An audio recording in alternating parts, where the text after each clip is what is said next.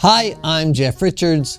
Welcome to Japan Today Spotlight, where we take you deeper into the headlines you know and some you might have missed. Once a pillar of Japanese society, the country's major daily newspapers are now facing a slow and steady collapse. Circulation is plummeting, advertising revenue is drying up, and for younger generations, the morning paper isn't just outdated, it's irrelevant. What happened to Japan's once mighty print media? In this week's edition of Japan Today Spotlight, we look at the slow decline of Japan's legacy newspapers and what their fading influence means for the future of journalism here.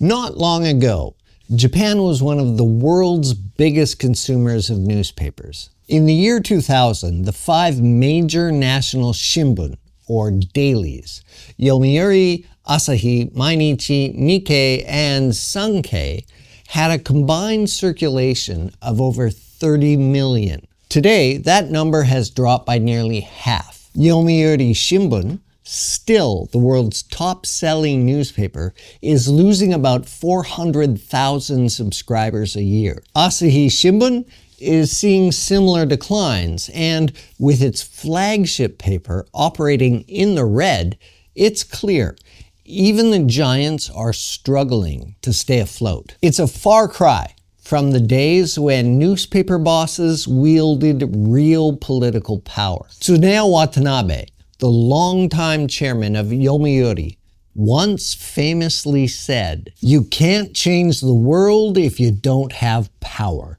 Fortunately or unfortunately, I have 10 million circulation. I can move the prime minister with that.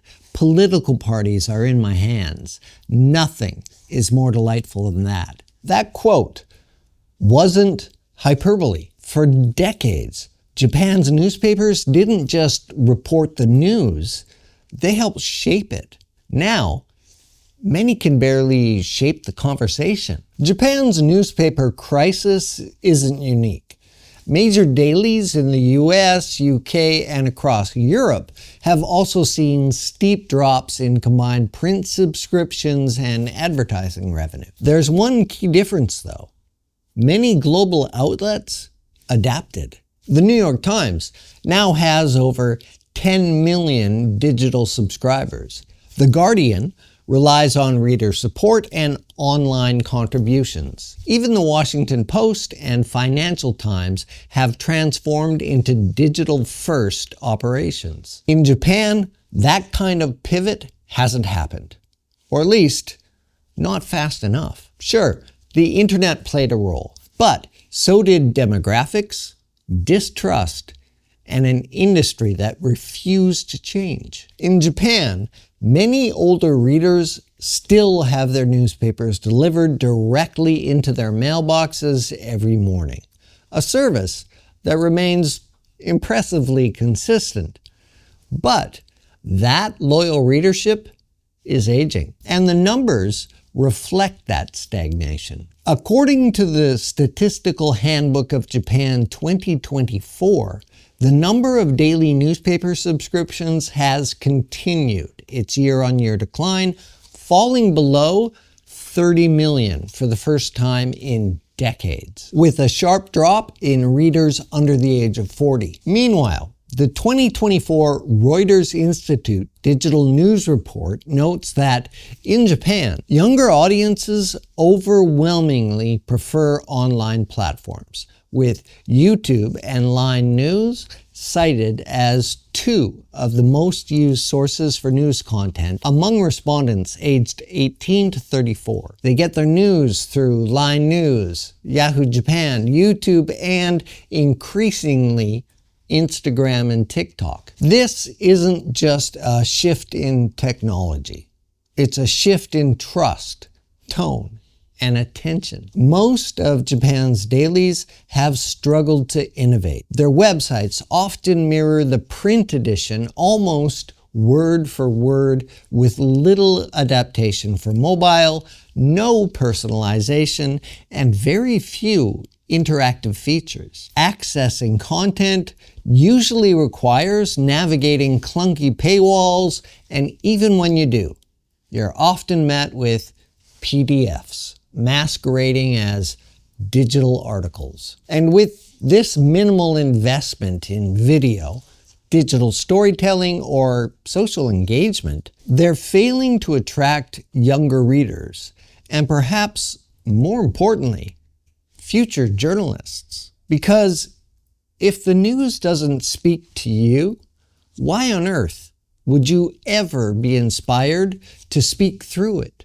There's something deeper at play here, though. People simply don't trust the media like they used to. Japanese newspapers have long seen themselves as part of the establishment. And in many ways, they are.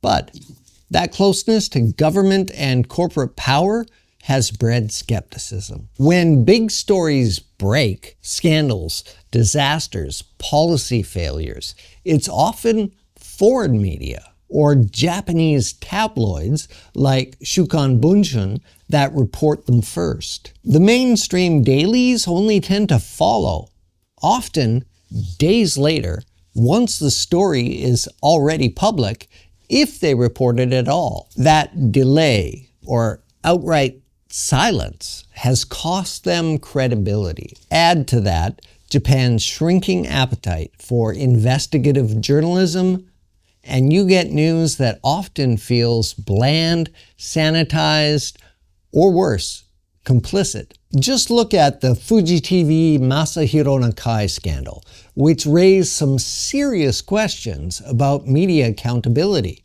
Or the case of Shiori Ito, which many major outlets ignored until it gained international attention. So what now? Can Japan's print media survive?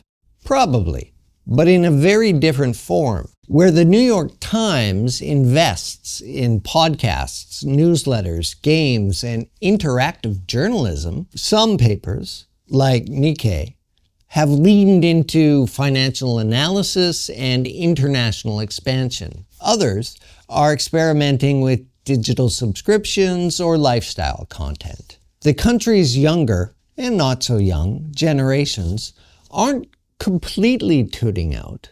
The formats may be shorter, more instantly visual and algorithm-driven, but that doesn't mean they aren't journalism.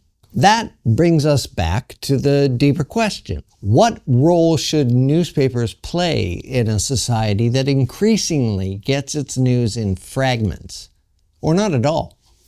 Thanks for watching Japan Today Spotlight. If you found this episode interesting, check out our other deep dives into Japan's media landscape. From the Japan Today newsroom here in Tokyo, I'm Jeff Richards.